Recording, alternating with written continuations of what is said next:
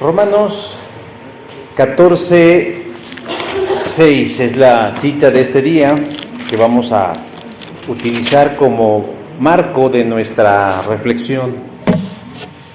Libro de los Romanos, capítulo 14, versículo 6. Y una vez que lo tengan, les voy a pedir que se pongan nuevamente sobre sus pies y juntos hagamos la lectura de esta porción de la Escritura. Romanos 14, verso 6.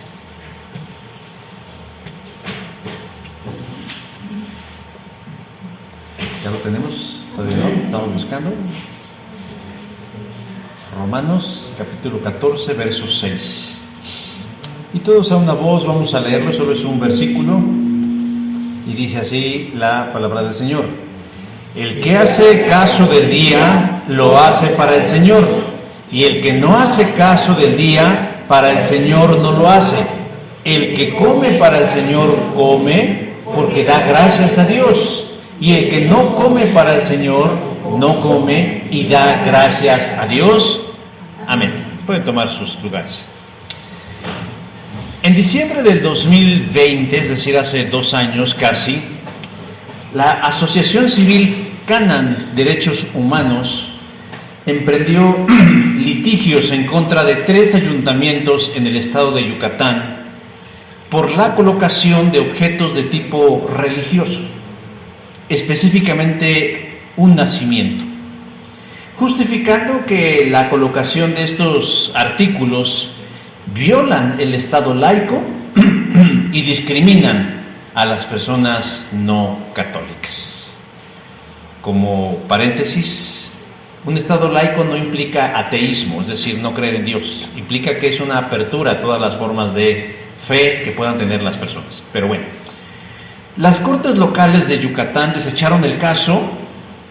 No obstante, Canaan Derechos Humanos interpuso un recurso a un órgano superior. Y en abril del 2022, la Suprema Corte de Justicia de la Nación atrajo el caso de prohibir la colocación de objetos decorativos alusivos al nacimiento de Jesucristo en edificios gubernamentales. El director y cofundador Canaan explicó que la iniciativa aspira a modificar el orden social actual del Estado y abrirse a nuevos rumbos de la vida social. Aunque la prohibición contempla por el momento solo los espacios públicos gubernamentales, no sería extraño que en el futuro lleguen a prohibirlos en el ámbito privado. Siendo honestos, la fiesta de la Natividad o el festejo o la conmemoración de la Natividad ya no es lo que se espera que sea. Una festividad de naturaleza espiritual, sino un momento en el que la gente lo invierte o lo gasta en comer, gastar, no trabajar y en muchos de los casos pasársela muy mal en familia. Porque seamos honestos, una de las épocas en donde la gente quisiera brincarse esa temporada es la fiesta o la celebración de la Navidad. ¿Por qué? Porque Jesucristo no es el asunto principal de estas fechas ni de estas fiestas. Por situaciones como estas, el sacerdote irlandés Desmond O'Donnell dijo: hemos perdido la Navidad como perdimos la Pascua y debemos abandonar ya el uso de la palabra. El psicólogo y escritor añadió: tenemos que admitir que el término Navidad nos fue quitado a nosotros los cristianos y tenemos que aceptar ese hecho. Y sigue diciendo: solo alcanzo a ver que para salvarnos es necesario que abandonemos ya esta festividad que hoy se celebra y la reemplacemos por otra, con otro nombre, porque hoy Navidad ya no significa más nacimiento. La fiesta de la Natividad se ha ido modificando desde años y se ha convertido en lo que miramos a nuestro alrededor, una vulgar pachanga, una comilona o una bacanal de excesos en donde lo que menos interesa es el motivo que la generó. Pero nosotros no debemos tirarnos a la tragedia y darnos por vencidos, como dice el sacerdote O'Donnell. Abandonemos la fiesta de la Natividad, es más, regalémosle el nombre. Para empezar, déjeme decir que el nombre nos fue robado. La festividad y el motivo nos fue robados. Y nosotros no podemos caer en el juego de secularizar una fiesta que tiene una naturaleza no solamente espiritual, sino cristiana. Y aunque puede parecernos ilógico y raro, nuestro deber es cristianizar la festividad de la Natividad, porque el motivo que la genera es la encarnación de Dios en la persona de Cristo. Y si nosotros cedemos eso, podemos perder no solamente una fecha en el año, sino nuestra influencia en una sociedad que necesita urgentemente la luz de Cristo. Lo que también es cierto es que en estas épocas algunos creyentes se enfrentan el gran dilema de su vida y de su fe. ¿Debemos o no debemos participar en la celebración de la Natividad? Para algunos es totalmente intrascendente este debate, pero para otros incide en su fe y en su armonía y en su tranquilidad y en todo su ser, porque es un conflicto que quieren y deben resolver. Pero ¿de qué surge esta disyuntiva? Surge de los dos extremos. Por un lado, una fiesta sin discernimiento, sin ningún elemento espiritual, con muchos elementos hasta paganos, pero por el otro, también creyentes sinceros que enseñan con pasión que la festividad no solo no es de Dios, sino que hasta es antibíblica con tintes demoníacos. El punto es que hay quienes tienen este conflicto de saber si participan o no, si se involucran o no, si la abrazan o no, si están o no, y si deben hacerlo. Pero déjame decir que desde el inicio de la iglesia o de la era cristiana, los cristianos siempre hemos tenido estos cismas teológicos o doctrinales, porque nos hemos visto envueltos en dilemas de si podemos o no. Podemos o no bailar, podemos o no comer, podemos o no hacer, podemos o no decir. Y de ahí, hermanos, las palabras inspiradas en el apóstol Pablo que acabamos de leer en Romanos 14:6, que más adelante las veremos con mayor amplitud. La Escritura nos da, hermanos, mandamientos e instrucciones claras y precisas que debemos seguir al pie de la letra. Pero también la Escritura nos da principios y fundamentos que en la mayoría de las veces no nos son tan claros, no nos son tan explícitos, y para ello tenemos que hacer una hermenéutica del principio para poder extraer de él la enseñanza absoluta de Dios, tomando en cuenta el contexto, la historia, la circunstancia, el idioma, el personaje, la intención, y que con la ayuda del Espíritu Santo entendamos cuál es la voluntad de Dios agradable y perfecta. No hay un mandamiento que nos ordene celebrar el nacimiento de Cristo, pero tampoco existe uno que lo prohíba. Y ante algo que puede parecernos tan de criterio, es menester que nosotros revisemos los principios que el Nuevo Testamento nos da en relación a un tema tan trascendente, porque el tema va más allá de un día, de una fecha y de una comida. Tiene que ver con la encarnación de Dios, el misterio de la encarnación para nuestra salvación. Estamos en el periodo de Adviento que nos marca el calendario cristiano. Y decíamos en otros momentos que es un tiempo de preparación precisamente para la fiesta de la Natividad, en la que para nosotros los cristianos nacidos de nuevo debe ser una fiesta de testimonio en el amor, la fe y la esperanza de todo aquel que quiera conocer a Dios a través de la persona de Cristo.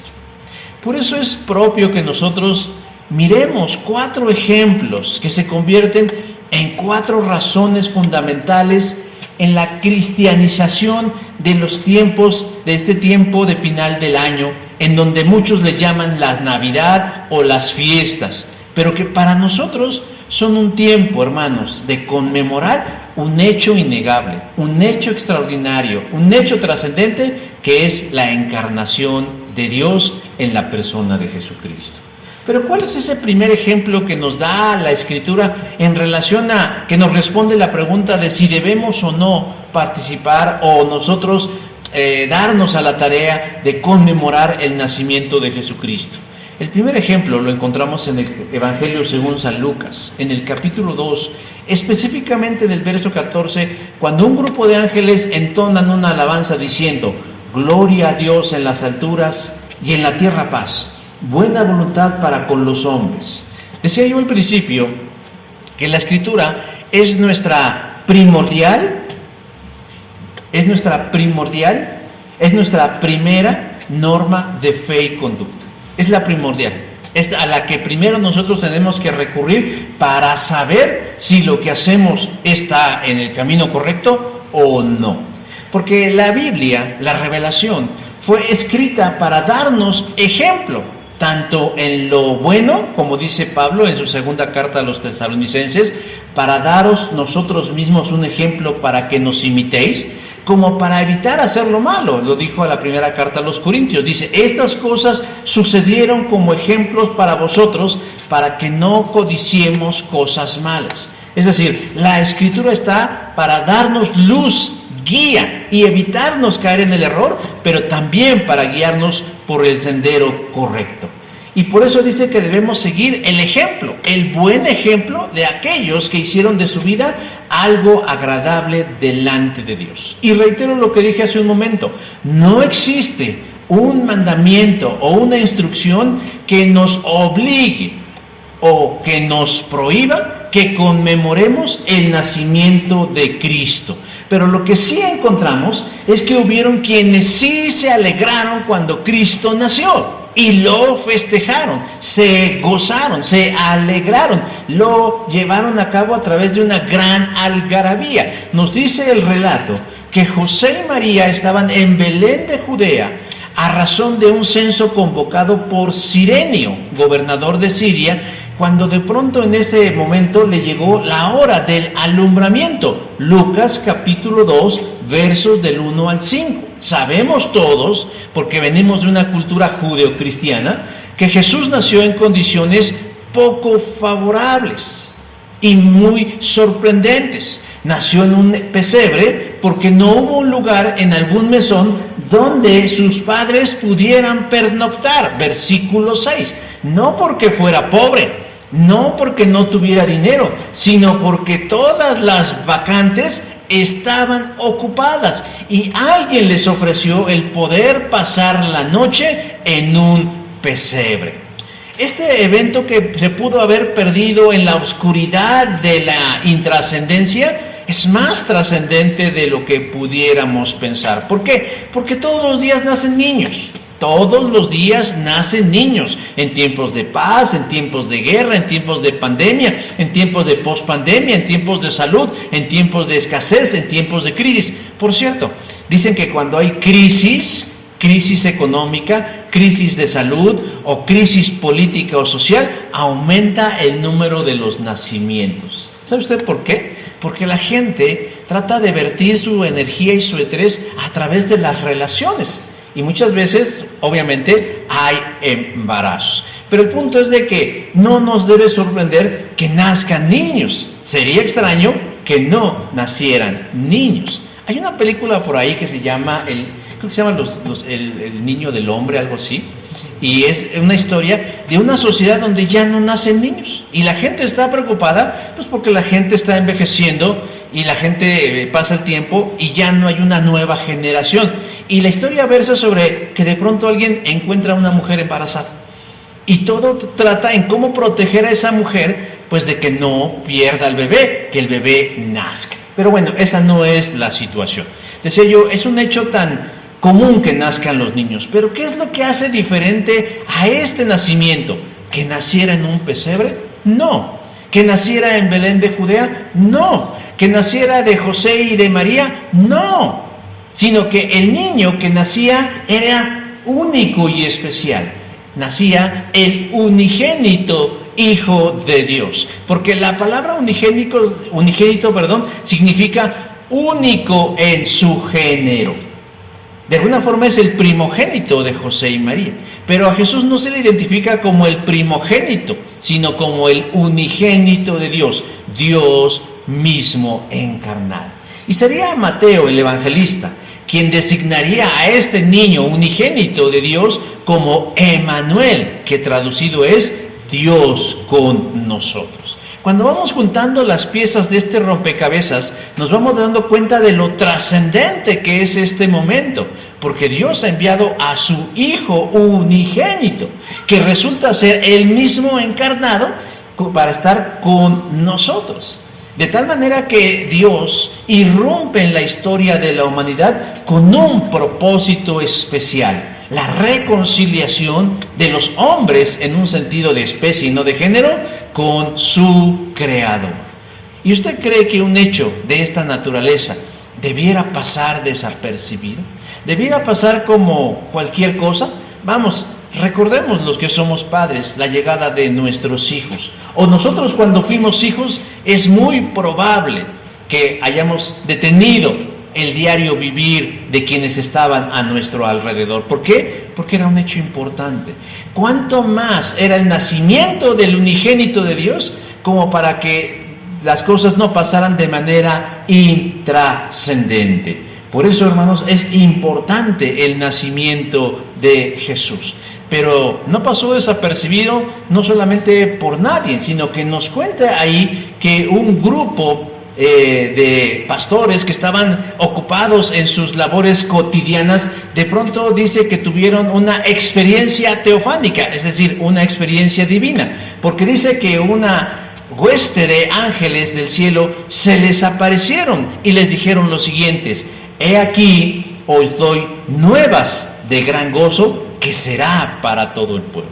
Es interesante notar lo que dicen los ángeles a los pastores: que traigo buenas noticias, no simples noticias, sino buenas noticias, cuyas noticias, dice el mismo ángel, causarán ¿qué? Gran gozo, gran alegría. Para nosotros luego entender el concepto gozo lo relacionamos mucho con sentirnos bien. Es que estoy muy gozoso. Pero dicen los que saben que el gozo tiene que ver con un bienestar físico, que tiene que ver con un bienestar emocional y que tiene que ver con un bienestar espiritual. Y eso es algo que únicamente los cristianos podemos sentir en tiempos de paz y en tiempos de adversidad. Imagínense ustedes en ese momento a este grupo de pastores que se les aparece un grupo de ángeles y les dicen: les traeremos nuevas y buenas noticias que causarán gran gozo, no solo a ustedes, sino a todo el pueblo. ¿Y cuál es esa noticia? Verso número 11 del capítulo 2 dice: hoy os ha nacido, hoy en la ciudad de David, un Salvador, que es Cristo el Señor. Esa es la noticia.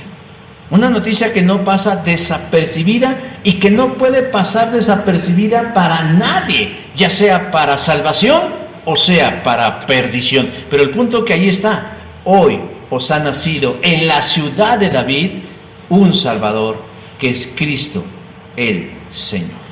El milagro de la fe y de la salvación empieza a cumplirse a través de la encarnación. ¿Cómo? A través de un niño pequeño. ¿Dónde? En la ciudad de Belén. ¿Y qué tenía que suceder? Era una gran noticia. Y eso es de parte del ángel. Ahora, ¿cuál es la respuesta a esta noticia? Nos dice el texto en el verso 14 que entonces los ángeles alababan a Dios y decían: gloria a Dios en las alturas, y en la tierra paz y buena voluntad para con los hombres. Dicen los entendidos que esto era un cántico. Los ángeles empezaron a entonar cánticos de alabanza porque estaban contentos, se regocijaban del nacimiento, de la natividad de Cristo en la tierra. Hermanos, muchas veces nosotros tenemos que vincular que el canto tiene que ver muchas veces con el gozo y la alegría. Pero que también muchas veces la Escritura nos invita a celebrar las grandes obras de Dios. ¿Qué nos dice el salmista en el Salmo 145? Dice: generación a generación celebrarán tus obras y anunciarán ¿qué? Tus poderosos hechos. ¿El nacimiento de Cristo es o no un poderoso hecho de Dios? Sí. ¿Y debe pasar desapercibido por nosotros? ¿Debemos estar en una gran indiferencia ante una gran pasividad en el hecho milagroso de la encarnación? No, es algo que merece ser celebrado. A los profetas generalmente se les relaciona, además de tener un mal carácter, por sus mensajes sombríos y poco promisorios. Muchas veces cuando el profeta hablaba, decía cosas que a la gente no le gustaba. Hace poco terminé de leer el libro de los Reyes. Y hubo algunos reyes que querían, cuando enfrentaban guerras, decían: manda llamar al profeta, manda llamar al profeta. Y recuerdo una historia en particular en la que un rey de Israel dijo: pero a fulanito no me le hables, porque siempre me da malas noticias, siempre me trae juicio, siempre me trae tristezas, siempre me añade aflicción con sus mensajes. Mejor mándame traer un profeta que me traiga cosas que me agraden, cosas bonitas. Bueno, eso no dependía del profeta, eso dependía de Dios y de la realidad que muchas veces nos queremos sustraer. Pero digo esto porque aún esos profetas que a veces se les encasilla con mensajes sombríos y duros como Isaías, también ellos nos exhortaban a la celebración. Por ejemplo, Isaías 12, versículo 4 dice: y diréis en aquel día: cantad a Jehová, aclamad su nombre y haced célebres entre los pueblos sus obras. Es una invitación del profeta al pueblo a que publiquen, a que proclamen, a que hagan evidentes que las grandes obras de Dios. ¿De qué manera? Cantando, aclamando, celebrando las obras de Dios. Entonces, cuando los pastores miran a esos ángeles entonar esos cánticos de alabanza y de darse cuenta que les están revelando una verdad que para ellos es significativa, ¿qué hicieron? Dijeron: no, eso de ser pagano, no es del diablo, no es importante, no es trascendente. No, dice el verso 10 del capítulo 2: y volvieron los pastores, glorificando y alabando a Dios por todas las cosas que habían visto y escuchado. O sea, ellos, yo me imagino, que ya rumbo a sus casas, después de haber ido al pesebre, al lugar donde había nacido el Señor Jesús, y de verlos con sus propios ojos, y de escuchar las palabras muy probablemente de José o de María, en ese momento ellos iban muy alegres, muy contentos, entonando cánticos de alabanza, celebrando el nacimiento de Jesús. Un tipo de fiesta de la natividad muy espontánea, muy natural, muy sui generis, ¿no? Muy distinta a lo que celebramos hoy, pero a final de cuentas era una celebración. Ese momento de regreso hacia sus casas era un momento de alegría, de fiesta. Hace un tiempo un profesor nos decía que la palabra fiesta tiene un origen cristiano. ¿Por qué? Porque cuando Moisés llegó delante de Faraón le dijo: deja salir a mi pueblo para que celebremos fiesta a Dios en el desierto. Y desde ahí se originó la palabra celebración, fiesta. Claro, después los paganos la agarraron, se la hicieron suya y la convirtieron en lo que todos conocemos. Hermanos, ángeles y pastores celebraron a su manera, en su momento, el nacimiento de Cristo. El nacimiento de Cristo. ¿Sabe cuál es el problema hoy en día? El problema no es si la gente celebra o no celebra. El problema es el sentido que los mueve a celebrarla. ¿Qué sentido le dan? Para algunos, ninguno. Simplemente es porque lo que dice el calendario que hay que hacer. Porque es la tradición. Porque le damos otra serie de razones y de motivos para hacerlo. Bueno, nosotros démosle un motivo. ¿Cuál? Pues el que la genera, el nacimiento de Cristo. Pongámoslo en nuestras mentes y en nuestros corazones. ¿Por qué tendría yo que hacer eso? Pues porque es Dios mismo encarnado el que vino a nacer. Y a razón de eso, yo voy a celebrar las poderosas obras de nuestro Dios. No perdamos de vista, hermanos, que es el motivo que nos mueve, lo que le da sentido a las cosas que hacemos. Porque nosotros podríamos venir a la iglesia todos los domingos o todos los días que hubiera reunión. Pero si no venimos con una motivación correcta, con un espíritu indicado, no importa si estamos presentes o no. Lo que importa realmente, hermanos, es lo que nos mueve y lo que le da sentido a las cosas que hacemos. Revisemos nuestras motivaciones. ¿Por qué celebramos lo que celebramos y por qué participamos en lo que participamos? Y tal vez nos sorprenderemos y descubriremos que lo hacemos pues porque es costumbre. A lo mejor somos tan egoístas porque nos gusta, pero esas no son las motivaciones correctas. Las motivaciones correctas es recordar que Cristo nació y que lo hizo para darnos salvación. El segundo ejemplo que nos da la Escritura en relación a seguir un ejemplo de saber si podemos o no, es que sigamos el ejemplo de los sabios del Oriente. Mateo 2:11 dice, y al entrar en la casa, vieron al niño con su madre, María, y postrándose, lo adoraron. El nacimiento de Cristo no pasó desapercibido no solo para ángeles y pastores de la región, sino que la noticia llegó más allá, a cientos de kilómetros de distancia, muy probablemente a lo que era la antigua Babilonia, en donde un grupo de estudiosos de las estrellas miraron en el cielo un fenómeno astronómico que llamó poderosamente su atención y dijeron, ¿qué significa esa conjunción de estrellas en el cielo? Con los recursos que tenían y el avance de la ciencia de su tiempo, se dieron a la tarea de investigar, documentar para saber qué significa eso en el cielo.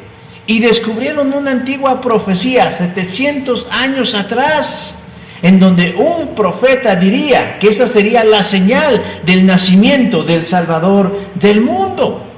Eso sacudió también a estos hombres, que los llevó no únicamente a dejarse contemplar el cielo, sino a molestarse, por así decirlo, y emprender camino a Jerusalén para descubrir y atestiguar el lugar exacto donde nacería el Salvador. Llegaron a Jerusalén, quien en ese entonces Herodes reinaba, y le preguntan, ¿dónde nacerá el rey de los judíos?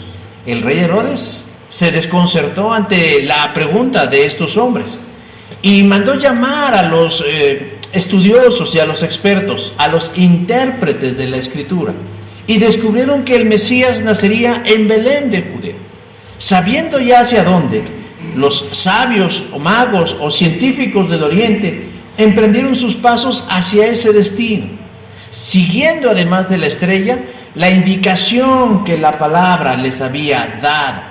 Y cuando llegaron al punto específico, el GPS de Dios les dijo, aquí es. Ellos se dieron cuenta que era un lugar, era un pesebre, una caverna, una cueva en donde se guardaban los animales en ese tiempo.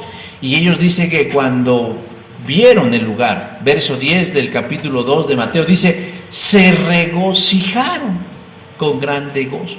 Si gozo es mucho, regozo es más. Es decir, se regocijaron. La palabra re o la anteposición re quiere decir que fue un gozo doble, elevado a la potencia. ¿Por qué? Pues porque se estaban encontrando algo que era para ellos importante, el Salvador del mundo. Miren, a veces no nos damos cuenta, pero haber nacido en una cultura judio-cristiana en donde estos elementos ya han sido tan manoseados, nos hacen perder a veces la capacidad de expectativa y de sorpresa. Y no debieran. Deberíamos seguirnos sorprendiendo ante el hecho de saber que Cristo nació en un niño. Pero como desde niños, creo yo que tenemos por lo menos unos 500 años que llegaron los españoles y vinieron y se entremezclaron con nosotros y todo lo demás. No son tan comunes las historias, los pesebres, las luces, etc. Todas estas cosas que llega un momento en que ya lo hacemos como de forma mecánica, como por inercia, ¿no? Así como por costumbre, como sí. Pero realmente no debemos perder esa capacidad de asombro, de saber que lo que estamos recordando, conmemorando, celebrando, trayendo a la memoria y anunciando al mundo es un hecho trascendental. Ellos entraron a ese pesebre y vieron que a una mujer recién parida, con su marido, su esposo a su lado ahí, pero entre ellos a un bebé, el cual era el Hijo de Dios. Y era tal la expectativa y la sorpresa que no solamente lo miraron y dijeron, ¡ay, qué bonito el niño! ¡Qué bonito! No. Dice el verso 11 del capítulo 2 de Mateo, dice, y lo adoraron. ¿Qué significa y lo adoraron? Se postraron. Debió haber desconcertado, tal vez no tanto, porque José y María así como que se daban unas olidas para decir, ay, pues como que este niño es especial, pero aún así yo creo que fue sorprendente y desconcertante mirar a esos hombres, ver cómo se postran ante su hijo y lo adoran, pecho tierra, frente en tierra, ellos adoraron a ese niño, fue algo sorprendente, y le dieron presentes, dice, y abriendo sus tesoros, le ofrecieron ¿qué? Oro, ¿qué? Incienso, ¿qué? Mirra, lo cual revelaba, o más bien profetizaba o simbolizaba el triple oficio del Señor Jesús. Oro para un rey, incienso para Dios y mirra para el hombre. En ese momento. De ahí es de donde sacan algunos que estos tres sabios eran tres, ¿no? Porque dieron oro, incienso y mirra. Pero no lo sabemos. Pudieron haber sido 2 que llevaban oro, incienso y mirra, pudieron ser 5 que llevaran oro, incienso y mirra, pudieron ser 10 o 20, no importa, no era uno, eran más de uno, pero bueno, eso es lo de menos, eso es lo importante. El punto aquí es que sin importar cuántos eran, el nacimiento de Cristo para ellos era digno de ¿qué? De adoración, de adorar a Jesús.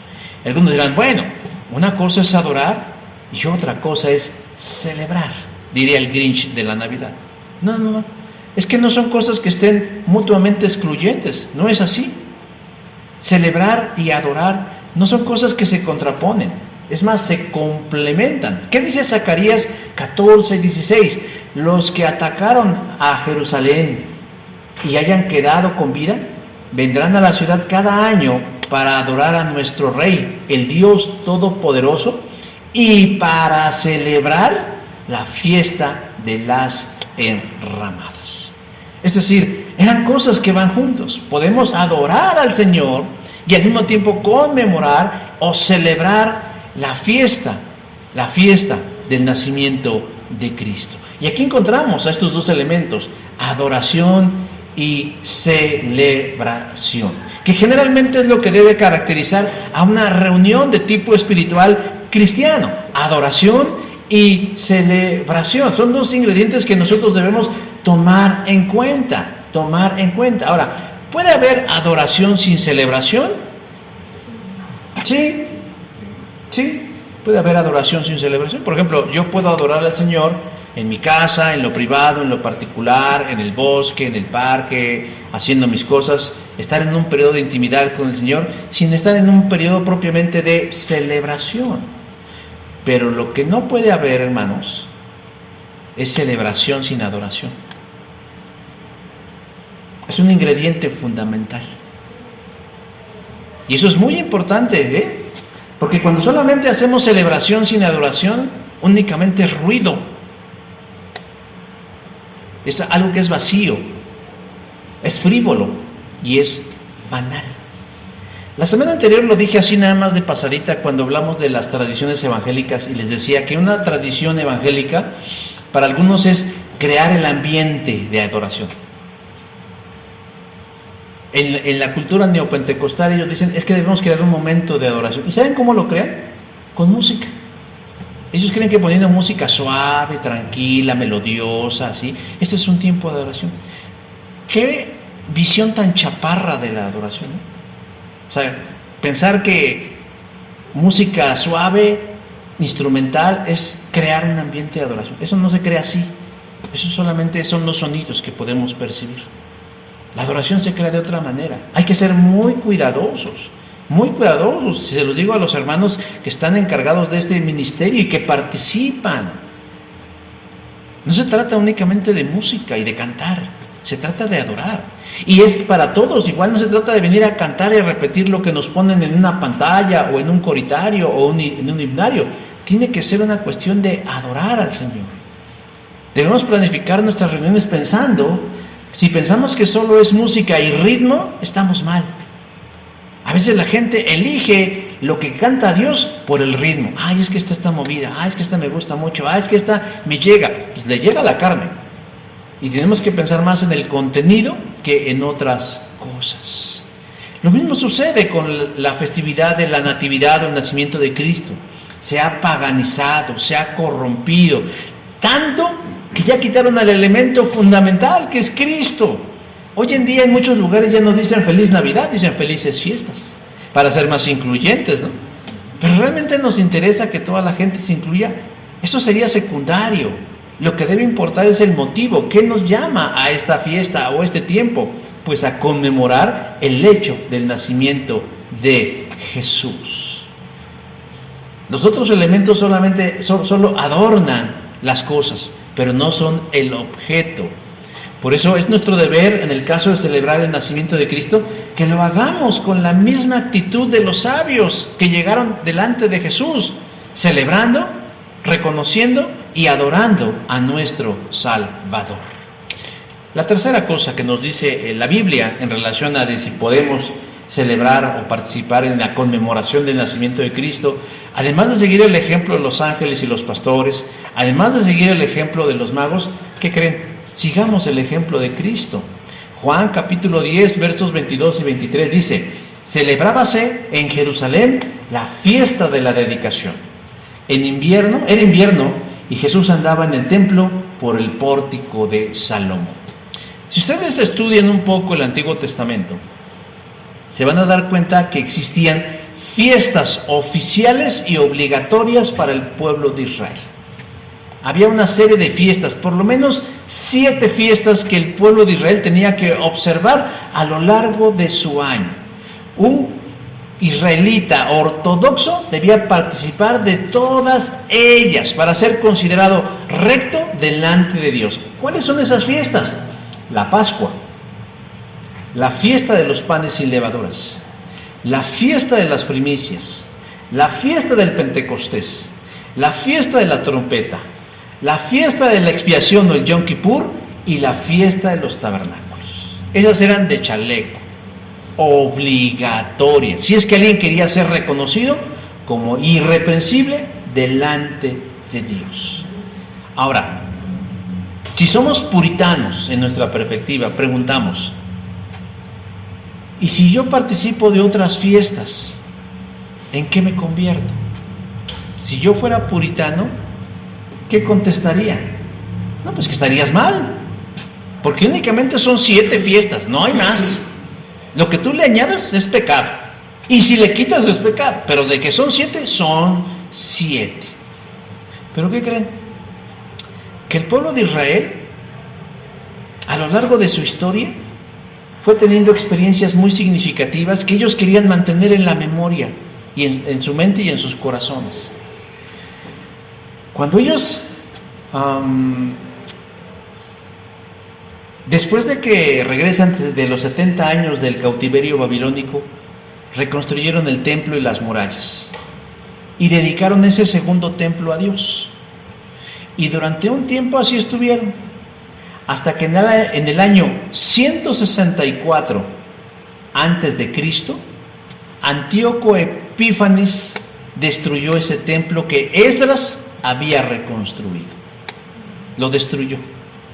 y fue cuando cometió la famosa abominación desoladora que sacrificó un cerdo en el altar del templo, en el año 164. Bueno, si usted quiere saber más, léase el libro de los Macabeos, ahí va a encontrar todas esas historias. Precisamente en ese tiempo intertestamentario, en esos 400 años, precisamente los Macabeos, que eran judíos, caudillos, visionarios, gente que amaba a Dios, batallaron en contra de los asirios, de los babilonios y todos ellos, lograron como independizarse, por así decirlo, y construyeron un tercer templo, el templo que vemos ya en el tiempo de Jesús. Construyeron un tercer templo. Cuando terminaron este templo de construirlo, que no tenía ya mucho que ver con el primer templo de Salomón y tampoco tenía que ver con el segundo templo de Esdras, ellos hicieron una fiesta, una conmemoración, y se le conoció como la fiesta de la dedicación. Dedicaron el tercer templo a Dios. Cuando leemos Juan capítulo 10, verso 22, nos dice: celebrábase en Jerusalén la fiesta de la dedicación. Está haciendo referencia a que en ese momento el pueblo estaba participando de una fiesta que no pertenecía a las 7 fiestas obligatorias del pueblo, la fiesta de la dedicación.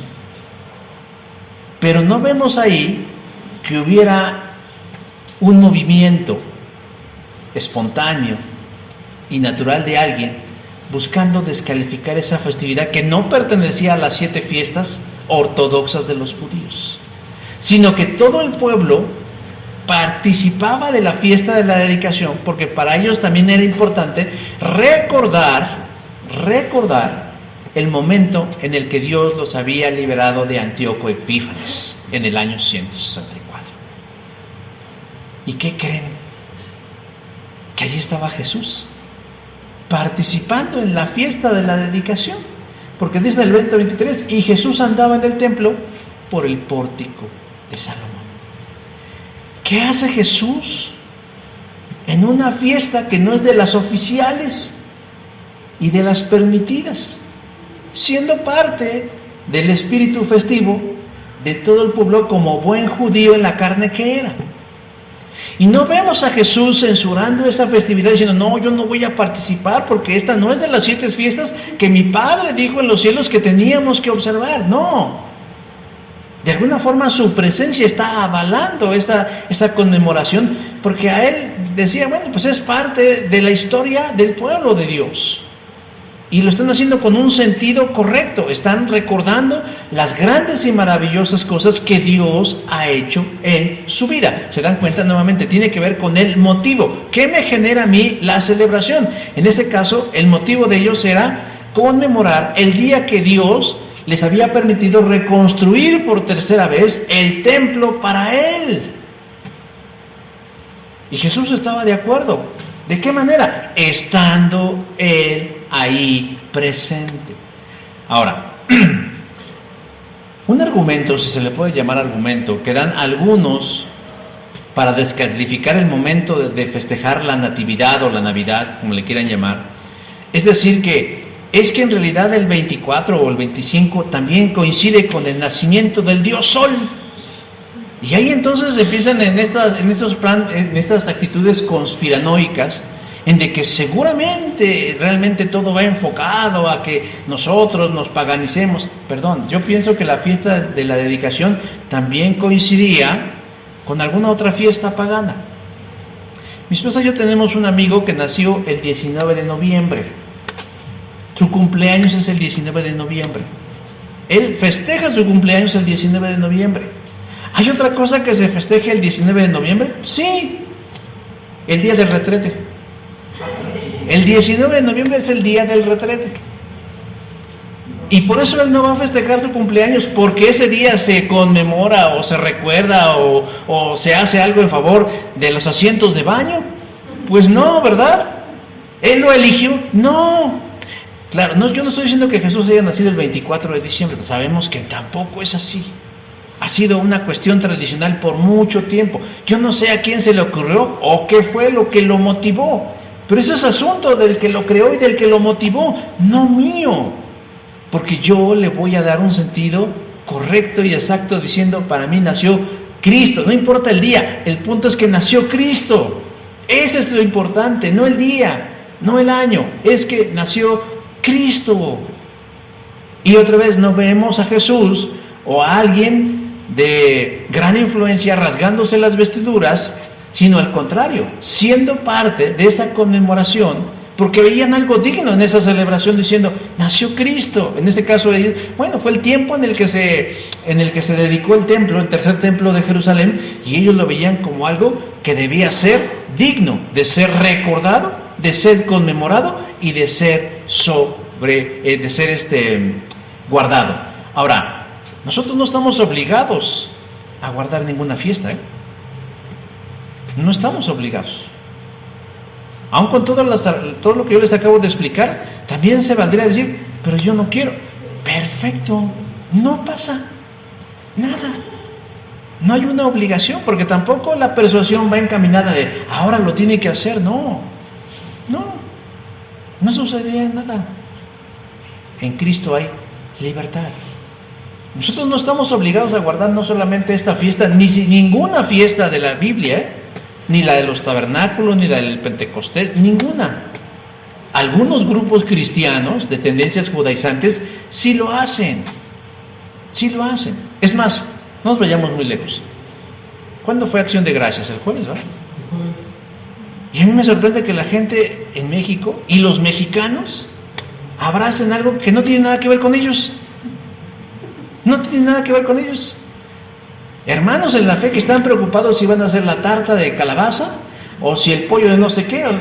Bueno, perdóname, tú no tienes nada que ver con esa festividad, porque esa festividad tiene un propósito y un motivo. Los peregrinos que llegaron a estas tierras dan gracias a Dios porque llegaron después de una travesía, porque encontraron terrenos disponibles, bueno, hay un montón de cosas ahí, pero el punto es que ellos dan gracias por eso. ¿Tiene que ver conmigo? No tiene que ver conmigo. Yo no estoy obligado a celebrarla. Aunque yo me fuera a vivir a los Estados Unidos y yo estuviera ahí, yo no estoy obligado. Pero si soy honesto diría, es que la verdad me encanta tragar y no tengo plato aborrecido.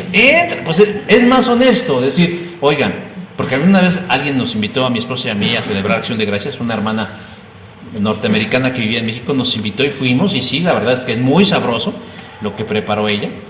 Y dices, pues este es el motivo, que me gusta comer. Y soy honesto, me gusta. Y si yo fuera a Pakistán y me dieran rata y dijeran que es muy sabrosa, no lo haría por la celebración a la diosa de la rata, sino porque la rata estaba muy sabrosa. O sea, el punto es que seamos honestos, pero no estamos obligados y no tenemos por qué abrazar algo que para mí no tiene significado. Si para alguno la fiesta de la Natividad no tiene significado, pues no la celebre ya. ¿Por qué se atormentan? Ay, es que ya vienen las Navidades, yo me las quise, brínqueselas, de veras, si le son sufrientes, brínqueselas, no le va a pasar nada. Es que no me gusta ver a mi familia, pues no la vea. Es que no quiero gastar, pues no gaste, obligado no está. Hermanos, pero si lo vamos a hacer con conciencia y con un motivo correcto y con un espíritu correcto y con la implicación que tiene. Yo creo que la fiesta de la Natividad exalta a Cristo y dignifica el plan de Dios. Y yo participo por eso, porque ese es mi motivo y esa es mi razón. Yo por eso animaría a que lo hicieran siempre y cuando fuera la motivación correcta la que los mueve. Y en este caso Jesús veía en los judíos que su motivación era correcta en la fiesta de la dedicación y por eso él participaba, avalaba esa fiesta. Más allá de la comida y más allá de toda la parafernalia que se creaba, él decía, aquí hay una motivación correcta. Exaltan a Dios, exaltan a mi Padre, dan gracias porque tienen el templo, un lugar de adoración, un lugar de liturgia, un lugar de aprendizaje, un lugar de enseñanza de su camino y de su verdad. Y eso Jesús dijo, yo lo avalo. Y por último, la cuarta cosa es, ¿qué otro ejemplo podemos seguir? El ejemplo de los ángeles y los pastores, el ejemplo de los magos, el ejemplo de Jesús. Y sigamos el ejemplo de Pablo. Ahora sí, Romanos 14:6. Dice, el que hace caso del día, lo hace para el Señor. Y el que no hace caso del día, para el Señor no lo hace. El dilema sobre hacer o dejar de hacer algo como celebrar no es nuevo, se los decía yo. Desde el comienzo de la iglesia del primer siglo se observan cómo esas diferencias marcaban y afectaban la armonía y la unidad de la iglesia, al punto de dividirla, tal como sucede hoy en día. Yo si celebro, tú no celebras, entonces no me hables. Y Pablo, en la carta a los romanos, nos da principios que pueden parecer muy sencillos, pero que son de una teología profunda. Tanto en la iglesia de Corinto como en la iglesia de Roma había conflictos por celebrar ciertas fiestas, por guardar ciertos días y por comer ciertos alimentos. Pero la finalidad de todo discurso espiritual era ayudar a la comprensión de lo que creemos. Por eso Pablo da principios que trascienden la cultura, que trascienden las circunstancias y que trascienden la época y el punto de vista particular, y que son útiles para dirimir esas diferencias que se presentan entre hermanos. Yo le decía a mi esposa, cuando yo era jovencillo, no hace mucho, hace unos días, y yo escuchaba que las familias se dividían cuando los padres morían. Se peleaban por la casa, que por la cacerola, que por el rebozo, que por... Y yo ufanadamente decía, pues eso le pasará a sus familias. A mi familia tocamos madera. Mi mamá falleció el año pasado. Y de un año para acá, la familia se ha ido haciendo cada vez más feíta. Bandos, alianzas, rumores, hasta cosas feas. Y yo le venía diciendo a mi esposa, sí es cierto, fíjate que sí tiene que ver con uno como hijo, la actitud que uno toma ante eso. Pero también me enseña que es fundamental el papel del padre o de la madre, de cómo enseñaron ellos acerca de la unidad de la familia. Y aunque nos duela, a lo mejor en eso fallaron. Mi papá todavía vive, pero él hace muy poco por mantener esa unidad. Ya estoy balconeando aquí a mi papá. Borren eso del video. No vaya a ver y me vaya a decir. No lo va a ver. ¿Ya dijo qué? No, pues ya ahorita lo borramos, porque se edita y se quita y ya no, nada. Papá, mira lo que anda diciendo tu hijo. Yo aquí abonando la unidad, ¿verdad? Bueno, no, estamos describiendo una situación. Un padre o una madre es fundamental en el abono de esa unidad. No estoy diciendo que de ella dependa o de él dependa, pero sí es importante lo que diga o lo que enseñe, para que de tal manera que cuando ellos no estén, eso no se disgregue. Lo digo porque lo que la palabra nos da es porque Dios quiere que nosotros como familia en Cristo estemos ¿qué? Unidos, que seamos uno solo. Pero a veces estamos más ocupados y preocupados en lo que nos distingue que en lo que nos une. Y Pablo se da la tarea en obediencia a Dios de los principios que Dios le indica. ¿Para qué? Para dirimir nuestras diferencias entre hermanos. Para empezar, Pablo dice a los creyentes de Roma que debemos distinguir a dos grupos de personas en la iglesia, a dos grupos de personas básicamente, no los ricos y los pobres, no los hombres ni las mujeres, no los sabios y los ignorantes, no, dice a los débiles en la fe y a los maduros en la fe. ¿Quiénes son los maduros en la fe? Aquellos que han discernido claramente la voluntad de Dios. ¿Y quiénes son los débiles en la fe? Los que están todavía en ese proceso de crecimiento, pero a quienes todavía no les ha alumbrado totalmente la luz de Cristo. Pero no es una cuestión de jerarquías, es una cuestión simplemente de un proceso. A lo mejor algunos llegamos antes, a lo mejor otros llegamos después, a lo mejor unos son más diligentes, a lo mejor unos no lo son tantos, pero el punto es que no está hablando de una cuestión de importancia, sino está diciendo, bueno, están unos en un proceso, unos están aquí y otros están más adelante, otros están más atrás, pero debemos tomarnos en cuenta. Pablo escribe a los que maduramente entienden que celebrar una fecha o comer algo no es malo en sí mismo. Pero también dice que abstenerse de esos alimentos y no celebrar en las fechas tampoco lo es. Y entonces él da instrucciones de cómo deben conducirse cuando ambas posiciones se contraponen. Dice verso número 3 del capítulo 14, dice: el que come no menosprecia al que no come, y el que no come no juzgue al que come, porque a ambos los recibió Dios. O sea, él está poniendo claridad ahí. Si nosotros le ponemos, en lugar de comer, conmemorar o celebrar, diríamos: pues el que celebra no menosprecia al que no, y el que no celebra, que no juzgue al que sí, porque es Dios quien los ha recibido. O sea, mi actitud no debe ser de menosprecio, decir: mira, ese es un pobre débil en la fe y no entiende que yo soy un iluminado, un superior, alguien que estoy casi ya arañando el cielo en mi sabiduría y mi conocimiento. Bueno, me pico el ombligo con Pablo. No, dice: no menosprecies al que no. Pero tampoco el que no lo hace no diga: no, es malvado, es un pagano, es un hereje, quémelo en leña verde ahí en la plaza pública de la iglesia. No, exhorta a ambas partes a no juzgarse los unos a los otros. ¿Por qué? Porque el único que puede juzgarnos es Dios. El único que ve lo que hay en los corazones y en nuestras mentes es Dios. Y exhorta a ambas partes a no juzgarse. Nosotros no somos dueños de las personas. Yo no soy dueño de ustedes, ustedes no son dueños de mí, ni entre nosotros somos dueños. Dios es el patrón y es a Él al que debemos rendirle cuenta. Si mi motivación es incorrecta, Él sabrá cómo tratarme a mí.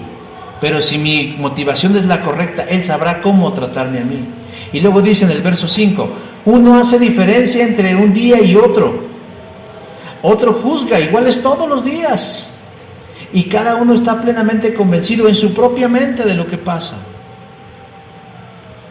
Cada uno tiene una visión distinta. Y cada uno está convencido de que su proceder es el correcto.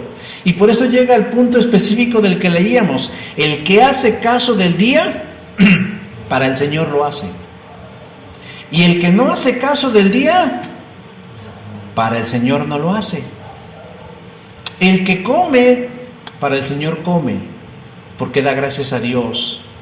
Y el que no come, para el Señor no come, y le da gracias a Dios. Podríamos decir que en esta situación ambas posturas son válidas, tanto el que come y celebra como el que no lo hace, porque cada uno está convencido que lo hace ¿quién? Para Dios. Si yo estoy convencido que conmemorar el nacimiento de Cristo no está bien y yo no lo hago, para el Señor no lo hago, y está bien. Esa es su libertad. Y nadie puede juzgarlo por eso. Y nadie puede rechazarlo por eso. Y nadie puede cerrarle las puertas de la fe, del amor, de la fraternidad, del amor, por eso. Pero al mismo tiempo dice Pablo: pero si otro está convencido que lo hace para el Señor, que su motivación es el Señor, está bien. Y nadie puede señalarlo por eso, porque lo hace para el Señor. Porque el único que tiene la capacidad para ver qué es lo que los mueve es el Señor. Cada uno de nosotros somos responsables de sí mismos ante Dios. Y lo mismo dice a la iglesia de los Corintios: porque lo importante es glorificar a Dios en todo, ya sea al comer, al beber o al hacer cualquier otra cosa. Primera carta a los Corintios, capítulo 10, verso 31. Lo que Pablo nos dice es que no hay problema o condenación de parte de Dios si alguien quiere celebrar la fiesta de la Natividad, siempre y cuando el creyente lo haga con la motivación correcta. Pero también si alguien no lo quiere hacer y siente que esa es la motivación correcta, está bien. Él lo ve con agrado. Él lo ve con gusto. Y lo entiende porque es parte de su andar cristiano. El problema comienza cuando nos arrobamos el derecho de imponerles a otros nuestra propia postura a este respecto o al otro. Es que yo sí sé lo que está bien y tú no lo estás. ¿Y saben? Eso afecta la unidad del cuerpo de Cristo. Eso afecta el propósito de Dios. Porque en lugar de mirar un solo cuerpo y una sola iglesia, lo que mira son grupos que se contrapuntean y se descalifican. Y lo peor no es que se descalificaran y lo hicieran en lo privado y en lo particular, ¿no? Sino lo hacen a boca de jarro así. Y hasta lo proclaman. Si con esa misma vehemencia proclamaran el Evangelio, bueno, ya Cristo ya hubiera regresado. Pero no. Lavan la ropa sucia fuera de sus casas y denuestran y evidencian a otros, cuando si están convencidos que andan en la verdad, debieran hacerlo siguiendo el método de Cristo. Si tu hermano peca contra ti, ve con él, y estando tú y él solos, traten de arreglar este asunto. Pero no, lo hacen así, como un gran show de televisión. No debiéramos como creyentes tener conflictos unos con otros, ni con nosotros mismos acerca de la festividad de la Natividad. Hoy yo les acabo de compartir 4 razones suficientes para disfrutar de la conmemoración de la Natividad y compartirlo con los demás.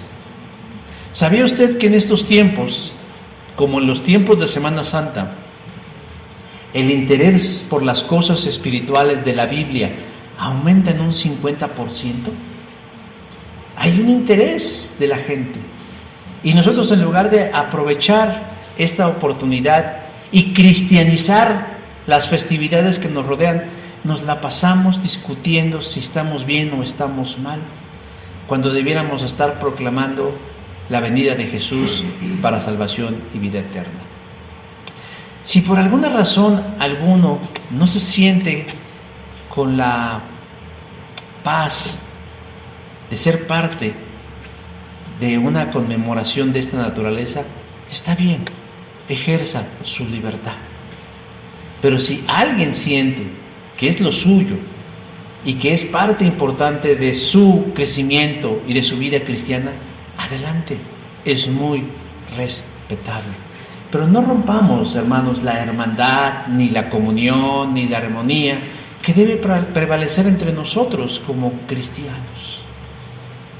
Como iglesia, desde hace algunos años, ya bastantes años, siempre 4 domingos antes del 24 de diciembre, lo dedicamos como un tiempo de Adviento, como un tiempo de preparación, en donde revisamos la Escritura en relación a este tema de la encarnación, para sembrar en cada mente y en cada corazón la idea correcta de por qué conmemoramos la Natividad, de por qué significado tiene, qué trascendencia tiene, qué alcance tiene, qué razones tiene, qué argumentos tiene, qué la sostiene, qué nos enseña, qué nos deja, cómo nos impacta y cómo nos bendice.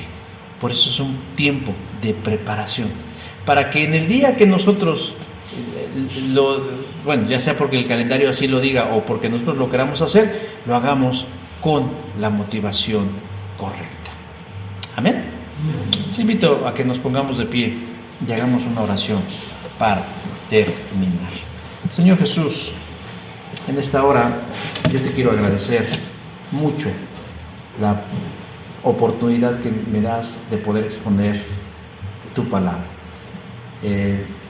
porque sé que tú lo que quieres en cada persona aquí presente o que lo verá a través, Señor, de este video, pueda ser de gran utilidad para su vida. Tal vez liberarlo de una culpa, de una carga, tal vez reafirmarle alguna idea, tal vez liberarse, Señor, de algún prejuicio. En fin, tú sabes y tú conoces cuál es el propósito que quieres alcanzar en cada una de las personas que escuchan esta tu palabra. Estamos dando, Señor, por inicio este tiempo de preparación, este tiempo de anuncio, este tiempo, Señor, en donde queremos darle un sentido cristiano, bíblico, espiritual, a nuestra fiesta de la Natividad, y queremos, Señor, pues que sea esa que te agrade, que te honre, que te glorifique, que muestre a los demás quién eres tú, para qué viniste, por qué viniste, qué es lo que quieres lograr en la vida de nosotros, y que realmente, Señor, se cumpla un propósito eterno.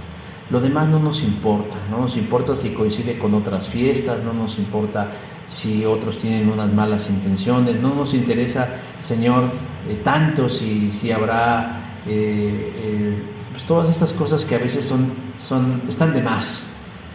Lo que sí queremos, Señor, es que lo más importante esté en nuestras vidas, en nuestras mentes, en nuestros corazones, y es la presencia de Cristo reinando en nosotros. Y al mismo tiempo, Señor, la intención de llevar este mensaje de fe, este mensaje de esperanza, este mensaje de luz, este mensaje de alegría, de salvación, de vida, de eternidad, Señor, para tu gloria a todas las demás personas. Obra, Señor, en la vida de los que estamos hoy aquí y de los que estamos escuchando todo esto. Por Cristo Jesús. Amén. Amén. Gracias, hermanos. Dios les bendiga.